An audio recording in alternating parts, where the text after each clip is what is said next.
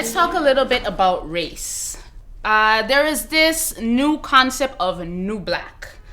There's been a couple articles written about it, and we've also gotten a quote from Pharrell where he says, "The new black dreams and realizes that it's not pigmentation, it's a mentality. And it's either going to work for you or it's going to work against you. And you're going to have to pick a side that you're on." What are your thoughts on this concept of new black? Okay, so I find this really very interesting because I was reading Paula Giddings' When and Where I Enter, where she talks about the struggles of black women over a few hundred years.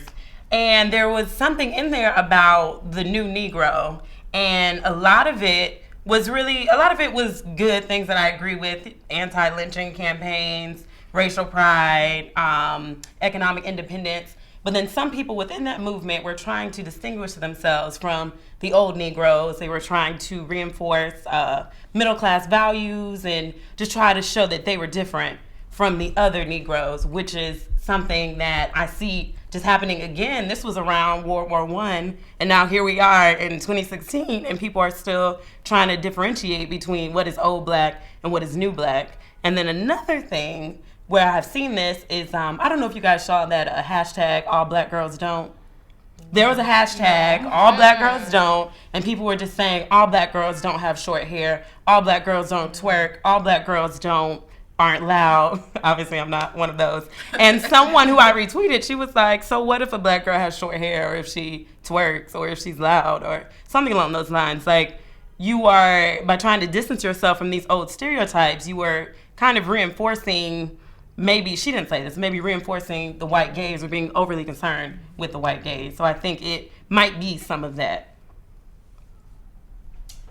So, I guess my opinion on this whole new black is, a lot of what she said. I think the problem, though, I think that's the problem, is that when you say, well, this is the new black versus this is the old black, you create these two different sides, and then everybody has to pick and choose a side to be on. But the problem is when it comes down to it, when it comes down to racial inequality, when it comes down to disparaging numbers in the amount of women of color that you see, or black people that you see in positions of power in corporate, it doesn't matter if you're this type of black or this type of black. You're still black. And so when you're faced with a situation where you're pulled over by a police officer and they're looking at you, they're not like, oh, what type of black are you? They're looking at like, this is a potential threat. Let me be cautious as I go approach this situation. And that's a problem. We don't want to teach people to not be like those Negroes. We want to teach people to embrace who they are. And it doesn't matter if your hair is short, long, if you're loud or quiet.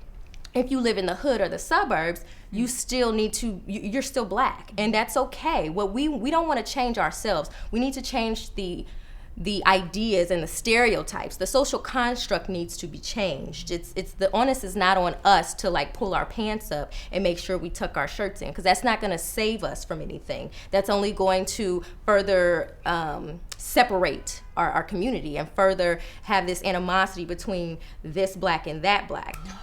Can we talk a little bit about intent or motivation? Do we think potentially this branding of being new black is to help us break away from stereotypes or perceptions about what it means to be black? Do we think that's the reasoning behind it? And I'm guessing we feel like even if it is the reasoning, it's not a good enough excuse, right? I think it's part of the reason, but the issue comes when, by breaking away from that imagery or those stereotypes or that negative branding, if you will, you're also in a way owning up to that negativity, saying, this is a result of my blackness. So I want to separate from that and create this new image of blackness. And I can relate to this because I used to be one of those people who would be like, no, I don't twerk. No, I don't eat ham hocks. So I'm good. Okay. But then it was like, I'm from the south side of Chicago. I'm proud of that. I'm proud that in one moment I can be having high tea, and the next moment, yes, I'm going to a basement reggae party and I'm twerking and whining and doing all of that. It's not a bad thing, because it can also tie into, I mean, recently, I'm pretty sure we're all aware, a lot of fashion magazines that were coming under fire for kind of glamorizing trends that were once known as ghetto and ratchet, such as having cornrows or Dutch braids, if you will, or, you know, even features that were known for having like big butts, big breasts, big lips, you know, things that in a way we've always been proud of, but the other world has shunned us for. And then now all of a sudden it's in. Everyone has, you know, the lip kit to have those attributes. So going back to the main point, I think it kind of just, it creates an even more negative, toxic atmosphere, because then within the realm of, and I don't like to say the Black community, but just like Black racial group, because we're not a monolith, it creates this Black us versus Black them. And then it creates even more problems when we have problems we have to face on a larger scale with the world at large. Yeah. So with the entire kind of African diaspora experience, there's a lot of research to support the kind of divide and conquer mentality, and we see it every day in, you know, Black people that don't support other Black people, or like colorism. Do you think this is another kind of component of that, where we're kind of actually owning the separation of us from ourselves, essentially? Absolutely. It also just, it ties into just, I don't think it's intentional. A lot of it is generational. Like you brought up the old Negro or new Negro. This is nothing new. These are kind of cycles that find themselves constantly repeating each other. So I think the main question is, how do we break that cycle? You don't realize what this divide, this division of us versus them can really do to the psyche and can really do to somebody. And if you're a young poor kid in the ghetto and you don't really see anything else, and somebody's telling you, well, I'm not like you, kind of like you deserve whatever you get because I went to college and I have this master's and this PhD. We should be helping each other in our community, just people of color in general. We need to be cultivating our young people and building them up with that support system, because we know financially they may be lacking and not have those resources, you know?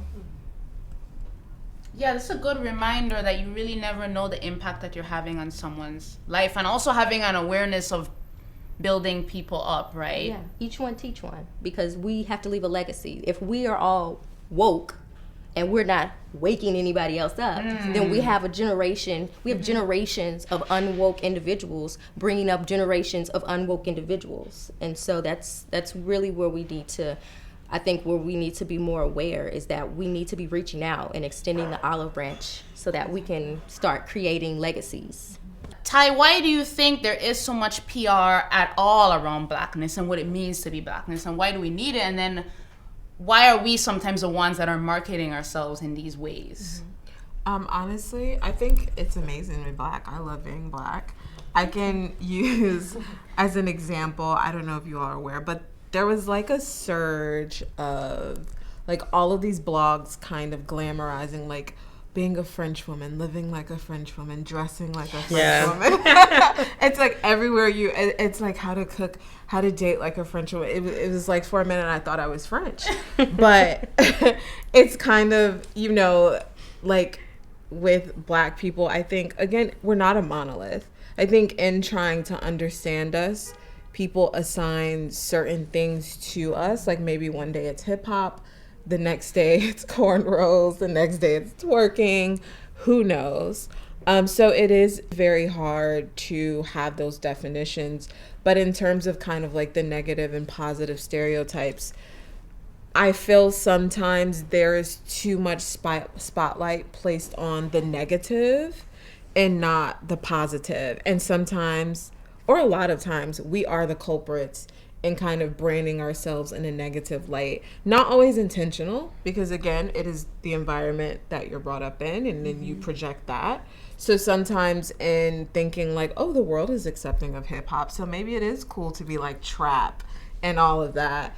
But it's like the outside world who has no connection to that type of lifestyle. They have certain privileges where, yeah, they can be trapped for one day and then they can go back to, you know, their lives where they don't really know what it's like to be caught up in a drive-by shooting, or just, you know, to have maybe your mom's addicted to drugs or things like that. So I think the focus should be more so on the positive. As a Black woman, and especially in the world that we live in today, like I'm constantly like aware of like, okay, how am I coming off as, you know, like, because I know I'm not only representing myself, I'm representing a group. Shouldn't be that way, but I know that's how it is. And so sometimes, you know, when I see one of us like just doing something, I'm like, you have to remember they're not just looking at you and saying this individual.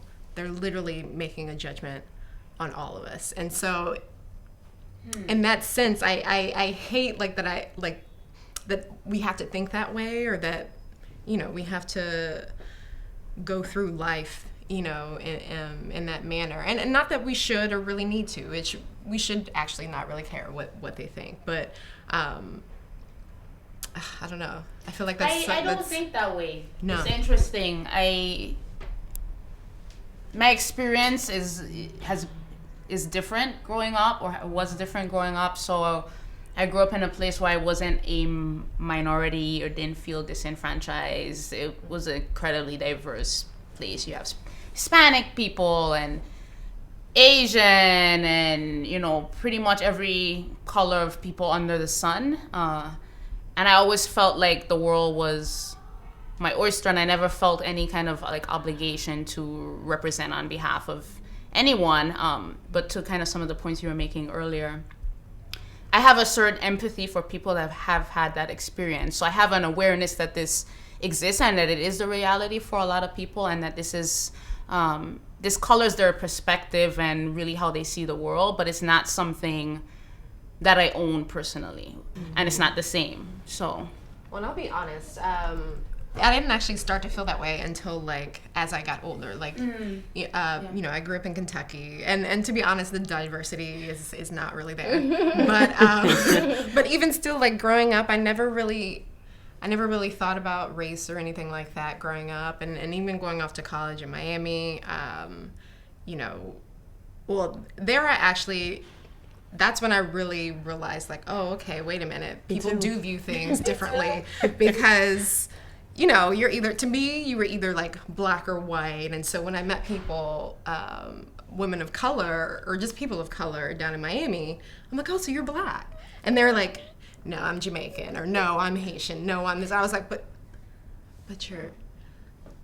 to me, you're Black. Like, they're gonna look at you like you're Black. But like, okay, so now I need to make a distinction between which island you're from. And it was just kind of like, okay, like, but we're all like cool, we're all good. Like, why do we, you know? And then you had some of the people who were from Africa, you know, who they were like, we don't want to be associated with like the Black Americans. And then it was just like, but why is it that way? We're all going through basically the same struggle. Like, why would you want to disassociate yourself and like group yourself, you know?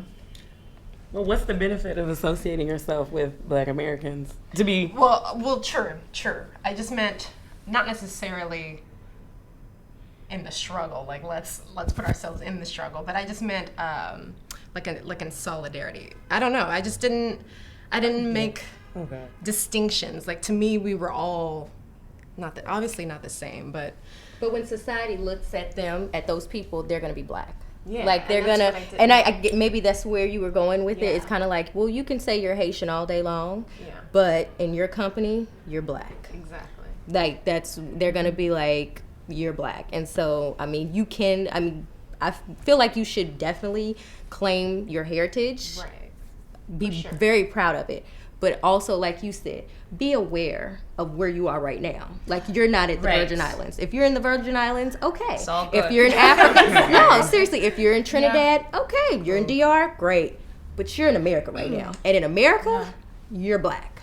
So there's a clear distinction, right, between those that claim that they're different because of a sense of pride around their culture and heritage, and there's another side, the darker side, where it's like, I need to distance myself from this group of people that is going through a struggle that I don't want to be a part of. Mm-hmm. Yeah, right? That's a good way. That was good. Yeah. Yes, thank you. She's like, I'm setting this up, right? So this is a good segue, because some have argued we live in a post-racial society. And we just spent some time talking about race and experience and what we've seen. So Kivi, what are your thoughts on this argument of being that we exist in this post-racial society? Oh gosh, no, we don't. I wish we did. I really, really wish we did, but we definitely don't. I mean, just everything that's happened within the last 3 years, and now that I'm more aware, like just even going back to childhood of like the little like, oh, you speak so well. Like, why are you surprised? Like I went to school, I'm educated. Why are you surprised? That I'm articulate. Like that I know things. I'm not really sure of this. And I've had quite a few. Actually, I didn't experience my first issue with race until I moved back home to Kentucky at work, and it was one of those. It was so hurtful because I didn't see it coming. Sorry, my voice is like quivering. And it was me. Sorry. It's actually me and another gentleman who actually had to go through it. And it was one of those where it was brought to my attention, and me and this other girl who was Caucasian, we basically had the same job, and they basically made comparisons to us, and it was one of those where, sorry. Yeah. Basically she had a project that had been sitting on her desk for like 2 months. Nothing big. It was just like sending out tumblers to customers that we had. And at the time that it got switched to me, we had this huge, because I worked for a technology company at the time, so we had this huge setup change, and it actually caused like a lot of problems. Like the system broke down, customers were having issues with the system, and so at the time that it was brought to my attention, it had only been on my desk for 2 weeks. Now mind you, she had it for like 2 months and had ample amount of time to like have the project done. But so it came to me at a time where it was like last on my list of priorities, and I was pulled into my boss's office with my direct boss in HR, and I was just kind of like, well, what is this? And she was like, you had this project on your desk for 2 weeks. You could have been done by now. And I was like, oh, but that's not how I prioritize. Like, we're just sending out tumblers. Like, I have accounts that I have to work on that, were more important than this. I was like, but if you like I can put that as priority, but you tell me. And, she just did one of those where she was like, no, like couldn't even look me in the eye because they had already made their decision that they were going to let me go, Wow. And, there were just a whole bunch of other things that they brought up that I was like, well, that's not what happened. I used to blog back then, so Sunday nights I would set my posts to go out during the day throughout the week, and they were like, you're blogging, doing work hours, and I'm like, but you're a technology company, you can set these posts up to go out throughout the week. Like, I wasn't even on there. You can check my computer, just things like that where they were just trying to find things to get me on, like that they really had nothing, and the week before she had just told me like, you're doing a great job, keep up the good work, but we just got like a new director in, and so it's situations like that where we're not in a post-racial world. Like, I'm still experiencing different things, and I think now I'm only noticing that they are actually microaggressions or whatever, is just because I'm more aware of it now. It's just it's amazing. We're definitely not. So I would love for us to be, but we're definitely not. And I think some people would argue that, I don't want to, I think she said this best. Kerry Washington, she had this interview and she was saying she doesn't want to live in a post-racial world. She wants to live in a post-racist world because she loves being black. She loves being a woman. Like, she doesn't want people to look at her and not see that. She just doesn't want that to be something that limits her. So I agree. Like, I don't have a problem with people seeing a black woman when they look at me. I just don't want that to put any limitations on me when I'm walking in the door. But I think a lot of recent studies have shown that people across professions are approaching either black students, black patients, black people at the bank. They're approaching them differently. So I think we have the facts, we have the stats. People are still judging people by their color, and that's still putting limitations on those people who are of color. I can go back to Kiwi because I have a similar experience. Yeah, since I was 10, I was like, I'm set. I'm going to be the next Vera Wang or Anna Wintour. There's like the only two options. So for me, like from school, and I went to an HBCU, I went to Clark.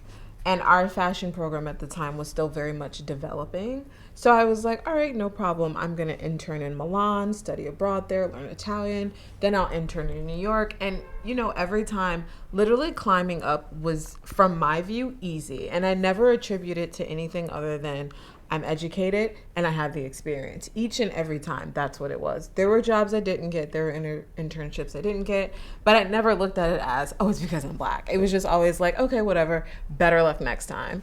But there was one specific interview. Won't say the name of the company, but they are a very huge French luxury brand. But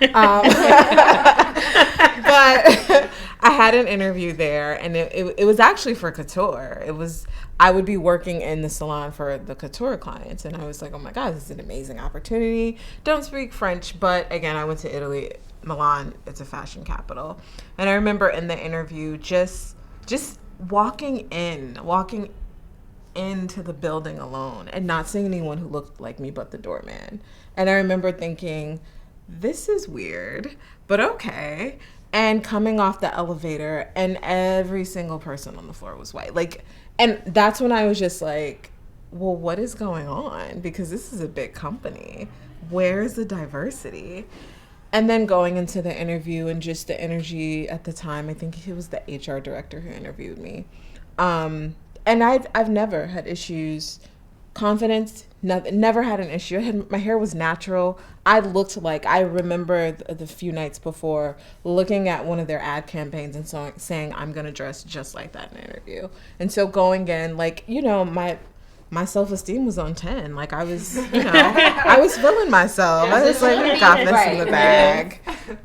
Even prepared a little 5 to 7 page portfolio of just, my skills and work. And the guy's scanning over my resume, and he stops at my school, and he's like, oh, Clark Atlanta, where's that? And I'm like, oh, it's in Atlanta, Georgia. And literally the words out of his mouth are like, oh, is it one of those Black colleges or something? Oh. And I'm looking in my heart, I'm thinking I'm pretty sure you can't say that in an interview. And from that point, it just went to shit. We actually cut the interview short. Because it was just so bad each and every time.